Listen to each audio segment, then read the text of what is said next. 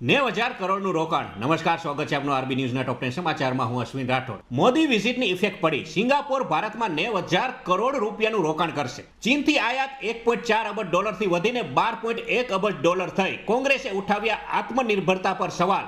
કહ્યું, ક્યાં ગઈ તમારી આત્મનિર્ભરતા? અમેરિકાના પ્રવાસ પહેલા ઝેલેન્સ્કીની સત્તા ડગમગી. 6 મંત્રીઓએ આપ્યા રાજીનામા. વિશ્વમાં પ્લાસ્ટિક કચરાના ઉત્પાદનમાં ભારત નંબર 1, ચીન ચોથા ક્રમે. અમેરિકાની સ્કૂલમાં 14 વર્ષના વિદ્યાર્થીએ અંધાધૂંધ ગોળીબાર કર્યો. 4 લોકોના થયા મોત તો 30થી વધુ લોકો થયા ઘાયલ. વિદ્યાર્થીની થઈ ધરપકડ. કેનેડાના પીએમની ખુરશી પર ખતરો. ખાલિસ્તાની તરફી એનડીપી પાર્ટીએ સમર્થન પાછું ખેંચ્યું. નાઇજીરિયામાં બોકો હરામ આતંકી જૂથે 100 થી વધુ લોકોની હત્યા કરી. પીએમ મોદીનો પ્રયાસ ફળ્યો. યુક્રેન યુદ્ધમાં ભારત મધ્યસ્થીની ભૂમિકા ભજવી શકે. પુતિનનું એલાન. વિશ્વભરની ટેક કંપનીઓ મુશ્કેલીમાં. ઓગસ્ટ મહિનામાં 27,000 કર્મચારીઓને છૂટા કર્યા. બાંગ્લાદેશની ભારતમાં ઘૂસણખોરી કરી રહેલી માતા અને પુત્રી પર બીએસએફે ફાયરિંગ કરતા પુત્રીનું મોત.